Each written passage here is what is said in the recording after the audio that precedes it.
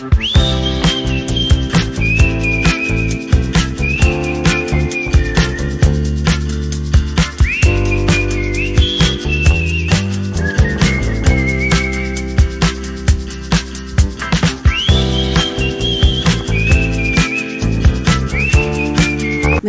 Pengembangan Kurikulum di SD Negeri Pinang 1, Kota Tangerang.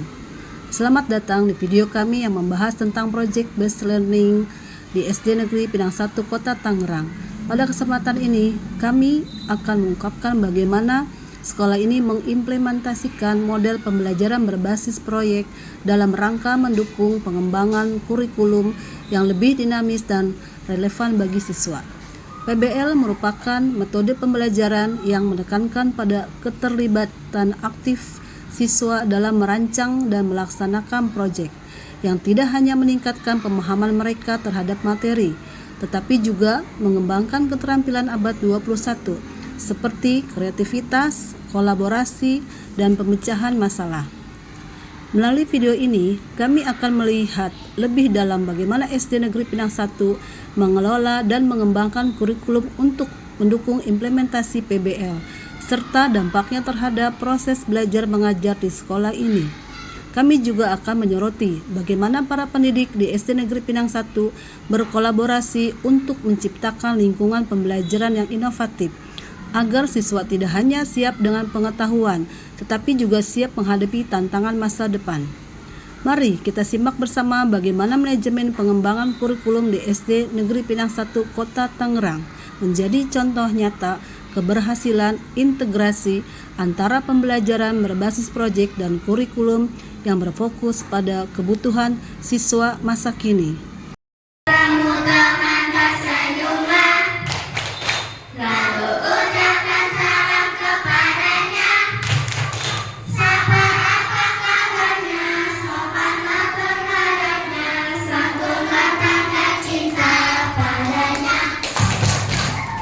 Sekali lagi.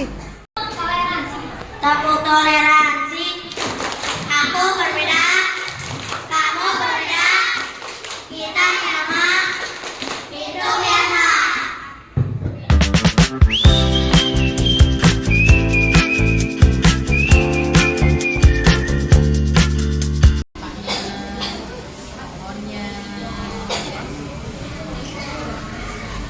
Jaga kebersihan sekolah.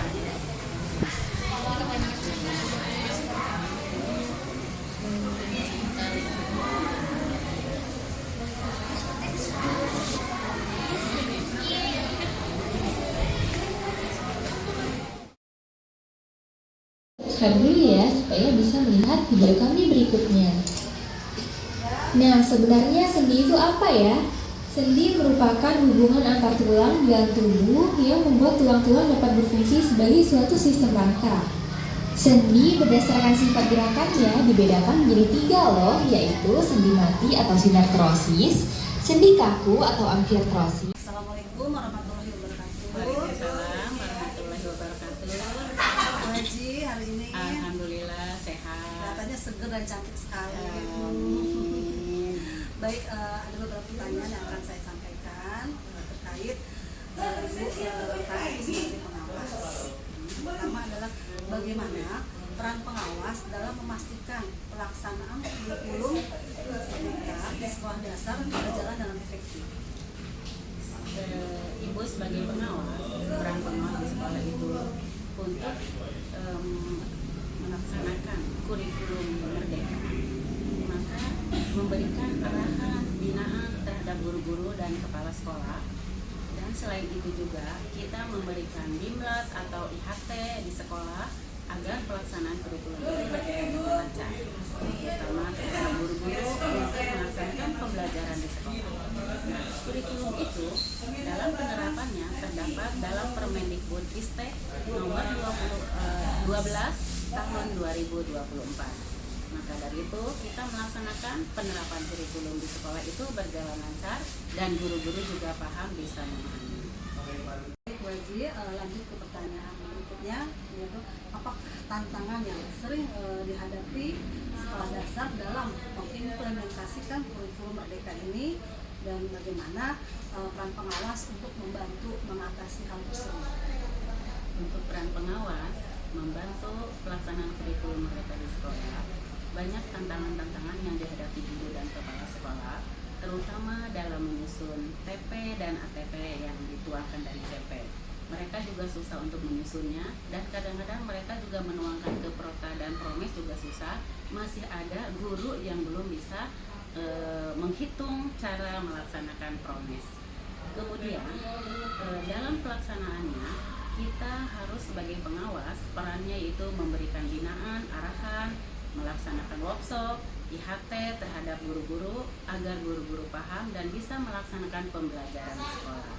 Dalam pembelajaran di sekolah penerapan kurikulum merdeka itu ada dalam Permendikbudristek nomor 12 tahun 2024. Sehingga kepala sekolah dan guru-guru harus diberikan binaan tentang evaluasinya, pelaksanaannya agar mereka bisa menerapkan pembelajaran dengan baik. Sangat puas sekali jawabannya, Pak Haji. Terima kasih banyak. Saya ucapkan terima kasih. Semoga Ibu Haji selalu sehat. Terima kasih. Terima kasih. Saya cukup sekian. Wassalamualaikum warahmatullahi wabarakatuh. Waalaikumsalam warahmatullahi wabarakatuh.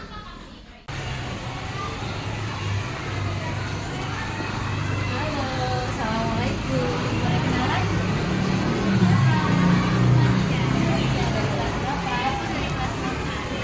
Boleh kita bincang sebentar, Marsya? Oke, Marsya, Ibu mau tanya nih, kemarin kan sudah belajar tentang kanvas ya, kemarin sama lomba ya.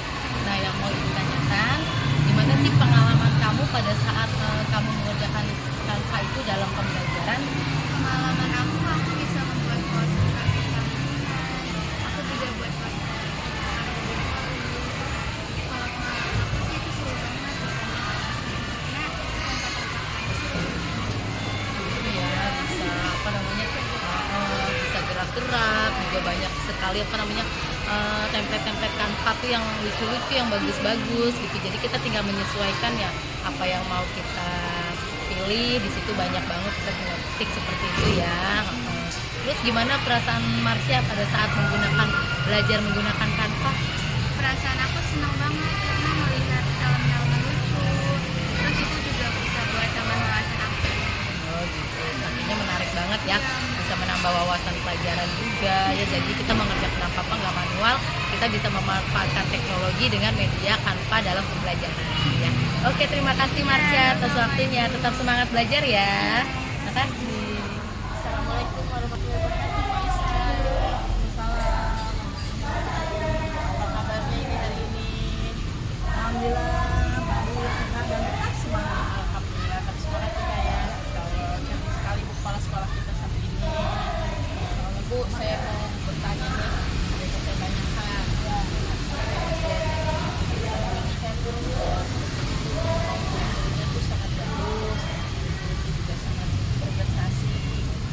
Sedikit bertanya, bagaimana sih Bu sebagai kepala sekolah memastikan bahwa kurikulum yang diterapkan di sekolah tetap relevan dengan kebutuhan siswa dan perkembangan zaman pada saat ini. Baik, terima kasih bahwa saya coba untuk jawab.